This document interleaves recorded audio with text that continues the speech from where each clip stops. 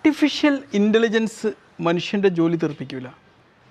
പക്ഷേ artificial intelligence അറിയുന്ന ഒരു പ്രൊഫഷണൽ അതറിയാത്ത പ്രൊഫഷണലിലെ ജോലി തീർപ്പിക്കും. അപ്പോൾ എന്തായാലും ആർട്ടിഫിഷ്യൽ ഇൻ്റലിജൻസിനെ കുറിച്ച് പഠിക്കുക എന്നുള്ളത് ഓരോ പ്രൊഫഷണലിൻ്റെയും ആവശ്യമാണ്. കഴിഞ്ഞ ദിവസം കുറച്ച് ഡോക്ടേഴ്സുമായിട്ട് സംസാരിച്ചപ്പം പലർക്കും അതിനെക്കുറിച്ച് വലിയൊരു ഐഡിയ ഇല്ല എന്നുള്ളതാണ്. കാരണം ഇന്നത് പഠിക്കാതെ മുന്നോട്ട് പോയി കഴിഞ്ഞാൽ നമ്മൾ എത്രയോ ബാക്കിലായി പോകും. അതുകൊണ്ട് ആർട്ടിഫിഷ്യൽ ഇൻ്റലിജൻസിനെ കുറിച്ച് അതെങ്ങനെ പ്രാക്ടിക്കലി ഇംപ്ലിമെൻറ്റ് ചെയ്യാമെന്നുള്ളതും ഞാനൊക്കെ എൻ്റെ ഡേ ടു ഡേ ലൈഫിൽ ആർട്ടിഫിഷ്യൽ ഇൻ്റലിജൻസിൻ്റെ ഈസിയാക്കാൻ വേണ്ടി എങ്ങനെ ഉപയോഗിക്കുന്നതിനെക്കുറിച്ച് കുറച്ച് കാര്യങ്ങൾ പറയണം. അപ്പോൾ ആർട്ടിഫിഷ്യൽ ഇൻ്റലിജൻസിനെ കുറിച്ച് പറയുമ്പം എന്തിനെക്കുറിച്ചും പറയുമ്പം അതിൻ്റെ ഒരു ബിൽഡിംഗ് ബ്ലോക്കുകളെക്കുറിച്ച് നമ്മൾ പഠിക്കേണ്ടതുണ്ട്. ഇന്ന് അതാണ് ചർച്ച ചെയ്യാൻ പോകുന്നത്.